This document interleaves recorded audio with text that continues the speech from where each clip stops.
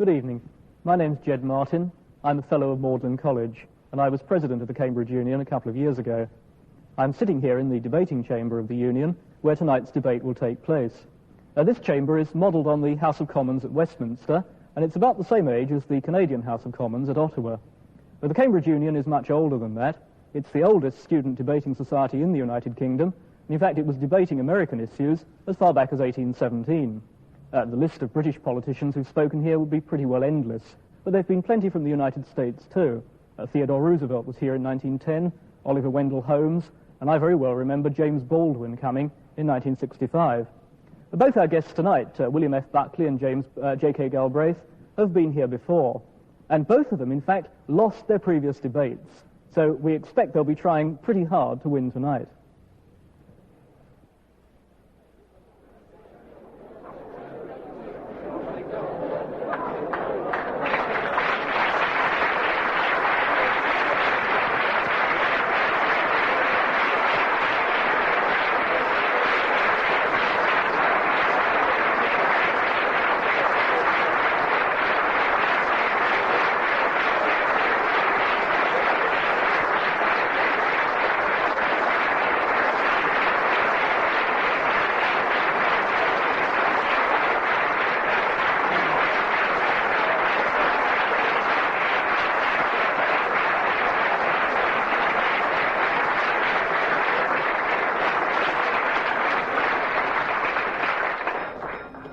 Good evening. The motion before the House tonight is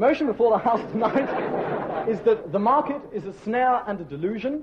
It will be proposed by Miss Ruth Hewlett, Girton College, member of the Standing Committee. It will be opposed by Mr. Nicholas Davidson, Trinity College. Mr. Peter Riddle, Sydney Sussex College, will speak third. Mr. Roger Evans, Trinity Hall, ex-president, will speak fourth. Professor J.K. Galbraith will speak fifth. And Mr. William F. Buckley, Jr. will speak sixth. Miss Ruth Hewlett of Girton College has the ear of the House.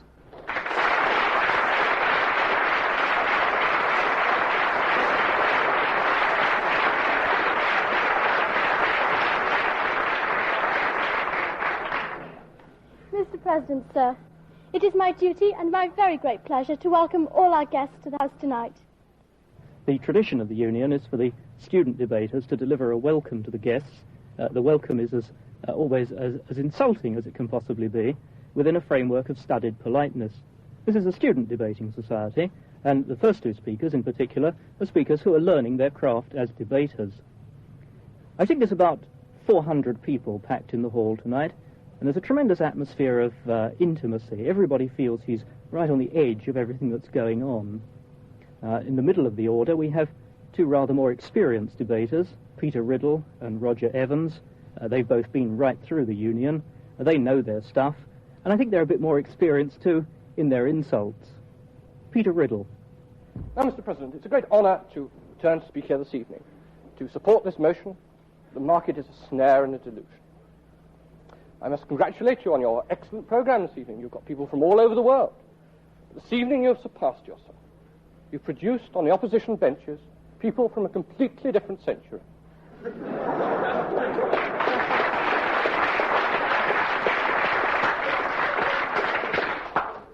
Members of the House may wonder which century this is. They may wonder if it was the 19th century, but no, it goes further back than that. It's not even the 18th century. Well, of course, I don't deny that Mr. Evans or Mr. Buckley would have fitted in excellently in the 18th century. It was, after all, the age of Voltaire and the age of John Wilkes. And I'm sure they would have both fitted in. But, Mr. President, you've gone even further back than that. You've used your time machine to go even further back. You've produced for us this evening some cavemen. They're very witty and elegant cavemen, I don't deny. They're no painted skins this evening, I see.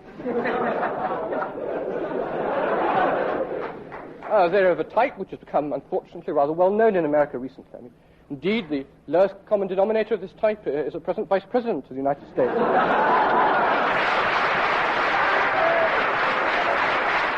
After Peter Riddle, with his punching heavyweight style, comes Roger Evans, who's an ex-president of the Union and very different in his debating style.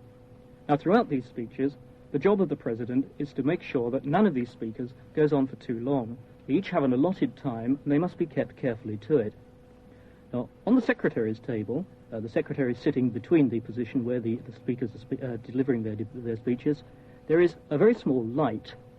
The President can flash this light, and when the Secretary sees it, sometimes he's looking somewhere else or writing notes of his own, but when he sees it, he passes up a 5-minute card to the Speaker. Now, a good debater, like Roger Evans, will immediately shift his speech, cut out anything that's too long, without the audience noticing that he's cutting anything, and go straight into his closing remarks, so that he doesn't run over his time. There are a lot of people here tonight, after all, and quite a lot of them are sitting on rather a hard floor, and they've come to hear J.K. Galbraith and William F. Buckley.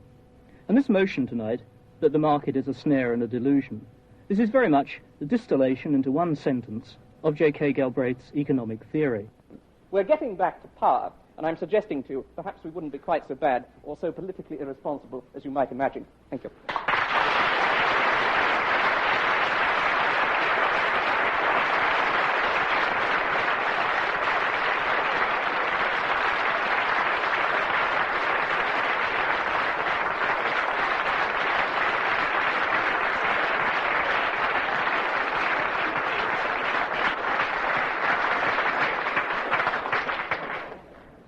I wonder if anybody sitting near a window could please open it. It now gives me great pleasure to call upon Professor J.K. Galbraith to speak fifth in favor of the motion.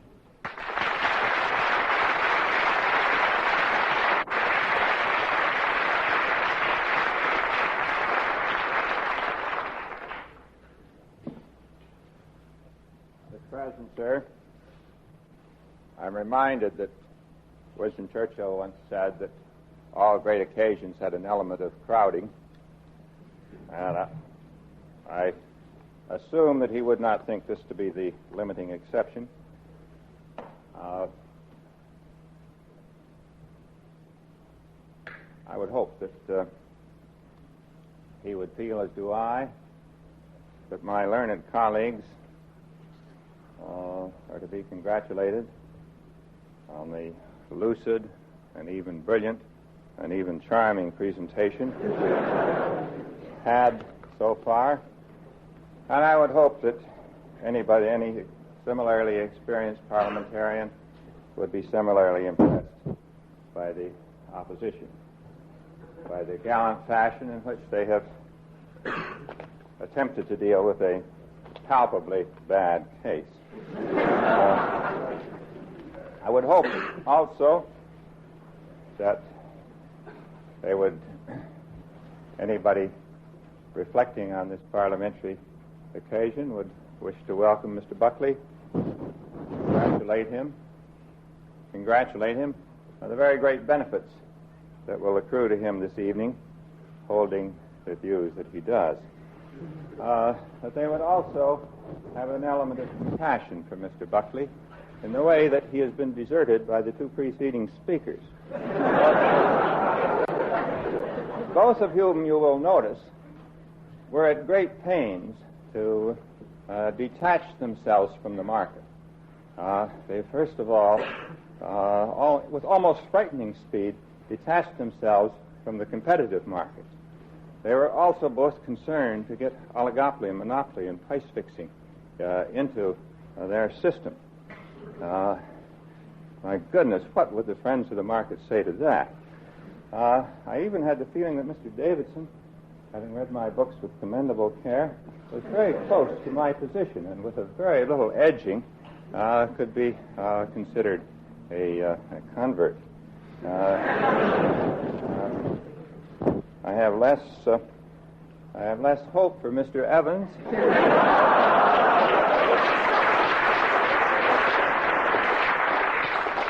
Because, as you will have noticed, we didn't have a great deal of guidance from him on the subject of the debate.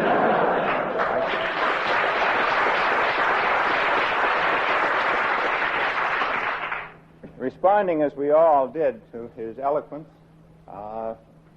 we could only, I think, wish that he had spoken about the market. We can only regret that Mr. Evans did feel that he had available that speech on